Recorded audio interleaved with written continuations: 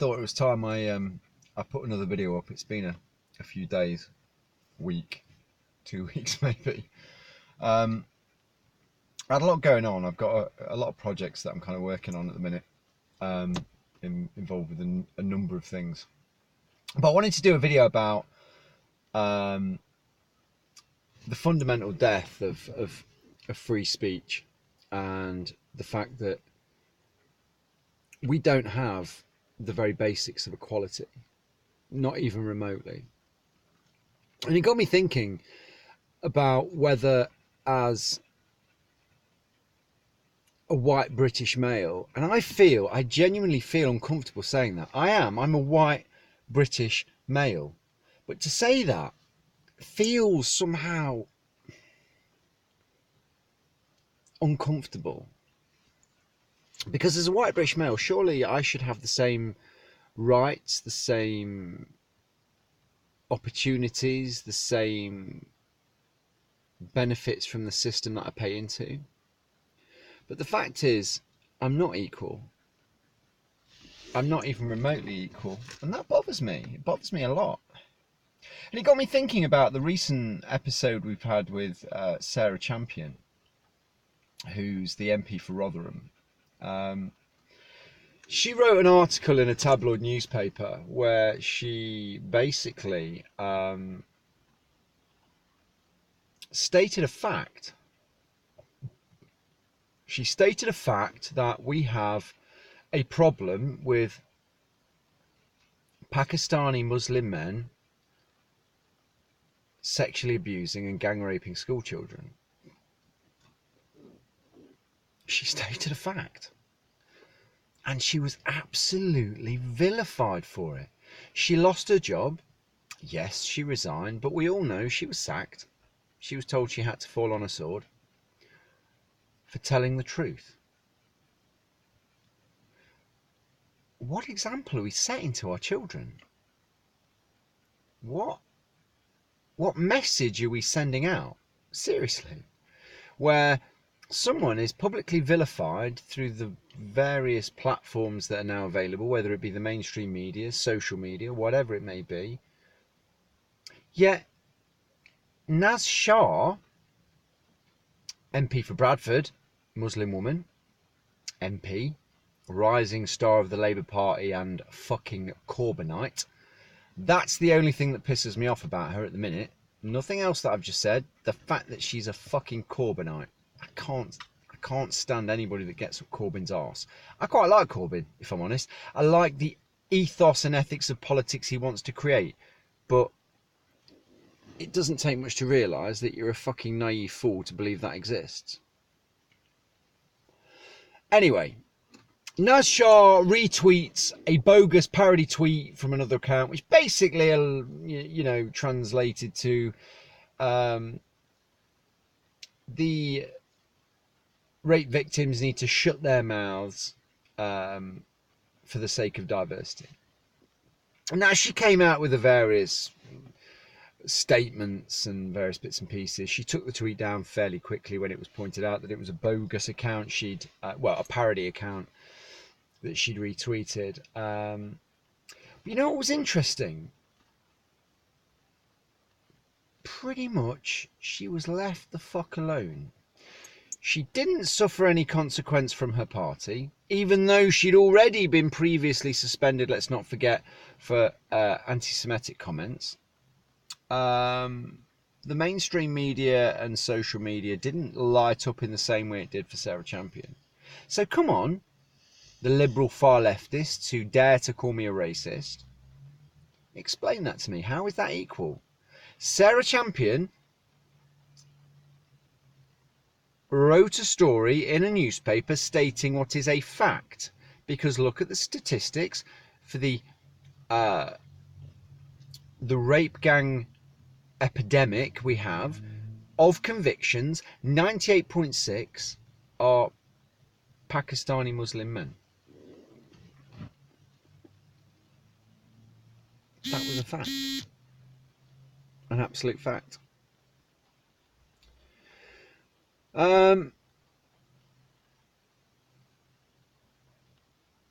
So how's that equal?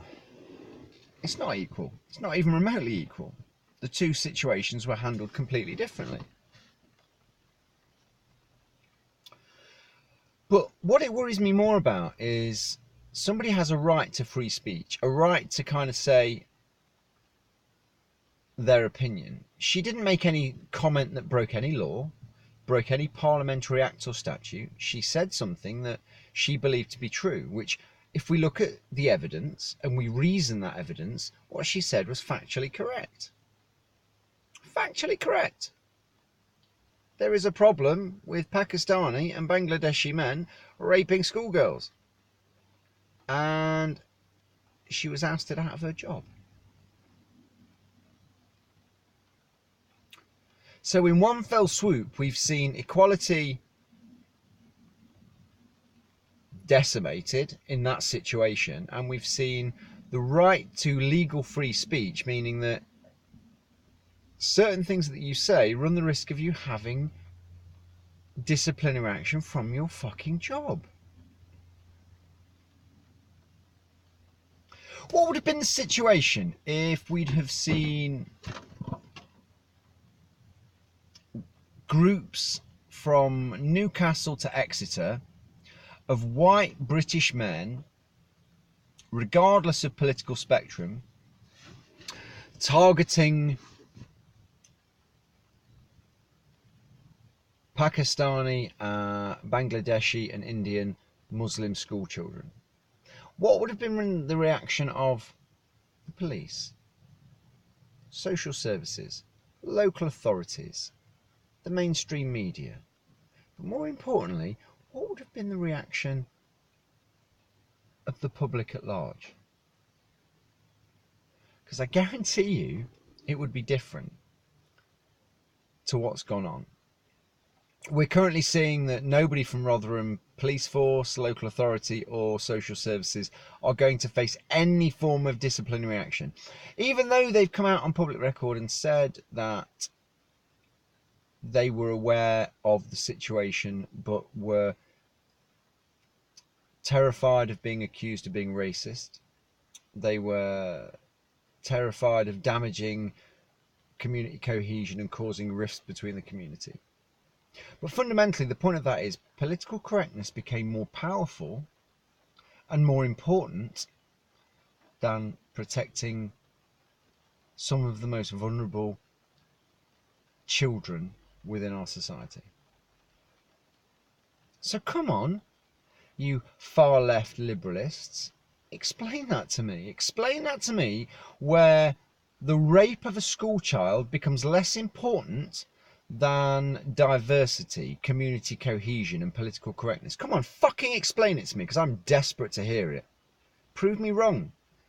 But no, what you'll do is you'll create a shitload of straw man arguments that don't mean shit.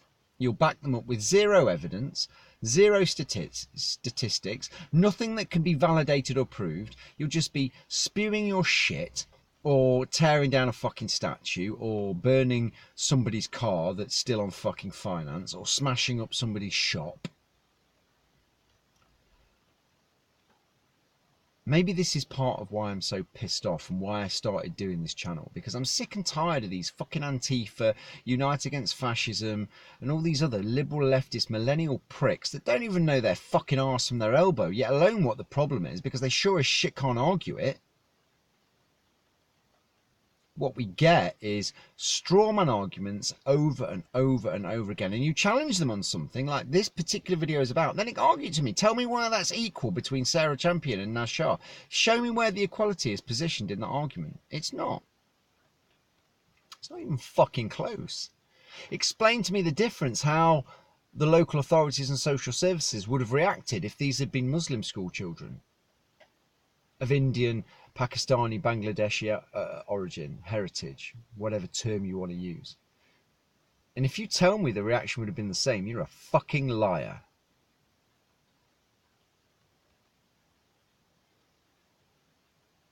All I want is one rule of law, one rule of morality, applied to all in one direction.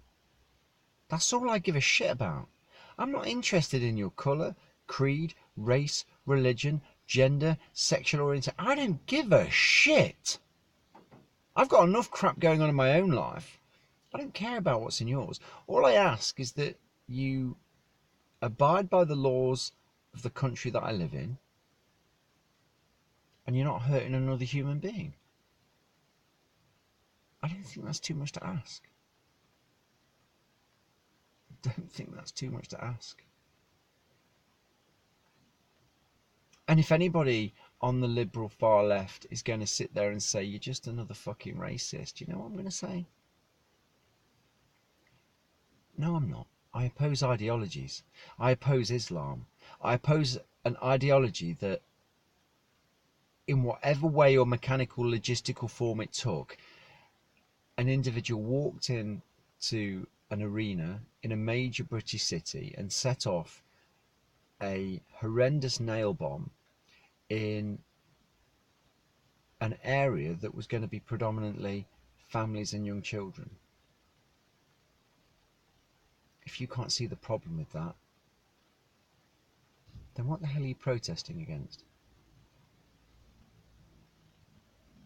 What? Antifa? Unite against fascism? Black Lives Matter? Black Lives Matter UK is a great one for me at the minute, because for me, I'm not really interested in Black Lives Matter. Lives matter for me. I want that to be the next campaign. Lives matter. It doesn't matter what your fucking ethnicity is. A life has a intrinsic value worth more than we can possibly understand. But unfortunately, we have this collection of individuals desperate to find things to be offended by. I'm going to leave it there. I'm going to try and get a bit more active with making sure I find time to put videos up. Please like, subscribe, comment below, you know, all that kind of crap you've heard before. I've mentioned this in previous videos. I'm genuinely looking at trying to set up a Patreon account and add revenue through YouTube, but I want it to be the subscribers that decide what charity the money goes to. We will provide kind of evidence and listed accounts to show where money's gone, but I genuinely like to do something that will benefit other people.